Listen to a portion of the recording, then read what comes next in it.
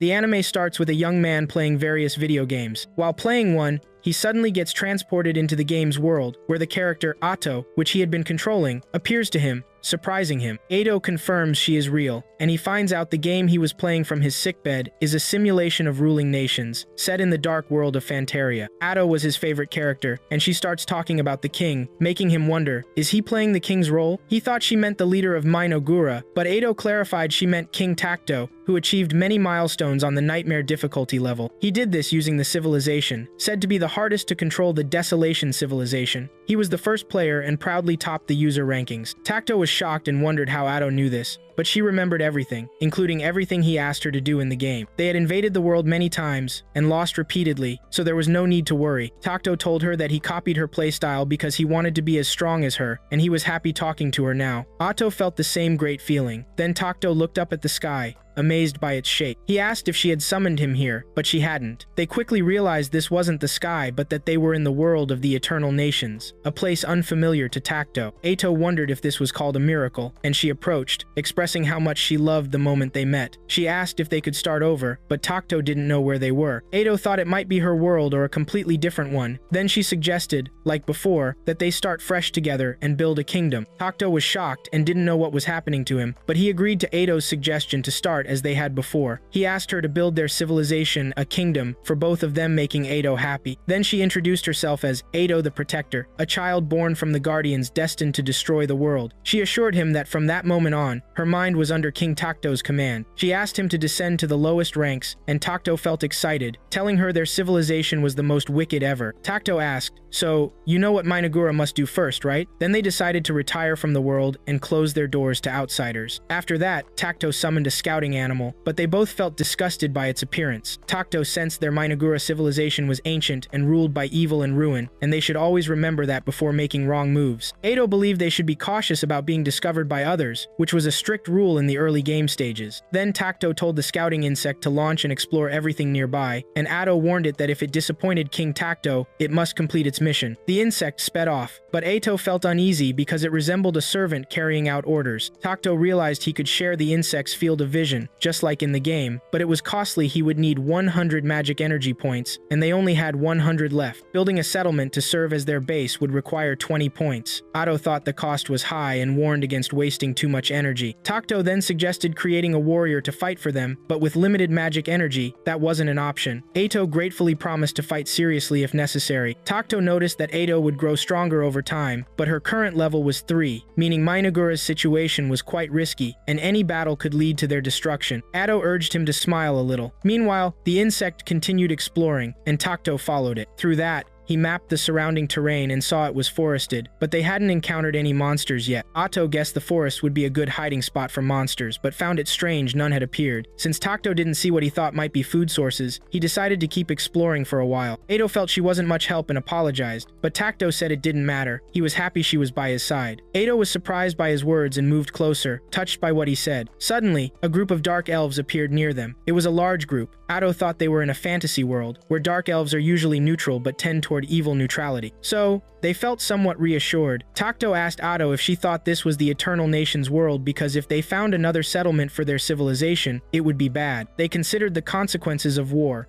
and hoped to avoid it as much as possible. They saw the need to hide at first. Ato thought neighboring another civilization would be very annoying. She suggested that if it was confirmed, they should flee. Tacto agreed since Minogura valued peace and harmony above all, and Ato believed war brought out barbarity in any case. Then Tacto decided they would watch the Dark Elves to gather info about the area. If luck wasn't on their side, they'd escape, and Ato agreed. More Dark Elves appeared, surprising everyone. The scene triggered a memory of when they had wandered these elves in the forest, led by their chief, Gia. After being expelled from their lands, they had no place to go, and their children couldn't survive. Gia thought the forest was full of plants, and there must be food. But Emily knew there was a cursed forest nearby, on the edge of the unknown land of Idroja. She recalled sealing something in that land, and believed no thriving life was there. Gia thought that was superstition because the trees grew well and urged her not to give up. He told himself not to give up either because his people awaited him, and he couldn't leave until he met Atto and Takto. Back in the present, Takto seemed to him like a great force of evil, making him deeply afraid for his people and soldiers. He couldn't afford to make any wrong decisions. Gia came forward and knelt before Takto, introducing himself as the chief warrior of the Mazaram clan of the elves. Gia apologized to Takto for entering the king's forest without permission. Atto thought it was good that Gia apologized, as he had intruded on their land without permission. She asked him why he did it. Gia told her that his clan used to live in the central lands of Idaragia. As he spoke, he felt relieved that they understood his situation, but she became angry and told him to get straight to the point. Gia told her that they had been driven from their land and had nowhere else to go. He thought to himself that it was wrong to want to sugarcoat the truth. Then, Takto asked Gia if their bodies were frail. Gia was shocked by the question, but replied that the persecution had been very violent. He said they came to this land fleeing injustice because they ran out of food on the way, and were also trying to evade their pursuers. They couldn't get more food and hadn't eaten in a long time. Gia felt they didn't deserve all this trouble, and that the tribulation wasn't their right. All they wanted was to live peacefully in a place of their own. Then Takto offered them apples, which surprised Gia. Takto told them these apples were theirs and asked if he knew their taste. Gia replied that he had never seen them before and that their fruit was strange to him. He thought it was rude to eat in front of him without sharing anything. But the rest of Gia's soldiers ate the apples immediately and loved them. Takto showed them apples of a different color, and Ado thought Gia should thank Takto for being generous with them. Gia pleaded with Takto, telling him that there were hungry children and elders among them who hadn't eaten either. He said they could become skin and bones, and he wanted to take some of the apples for the rest of his people, wishing to offer them instead of eating alone. This made Takto sympathetic, and he offered Gia a lot of different food, which amazed Gia. He told himself that they were the elves who fled the light, which is why they are called dark elves, and that they live thanks to the light elves, forced to live in darkness away from the light. No one had ever extended a helping hand to them, but Takto offered them food and told them it was theirs now. The elf soldiers thanked Takto, and Gia asked for the king's name, but he didn't answer. Then we moved to where the rest of the dark elves were,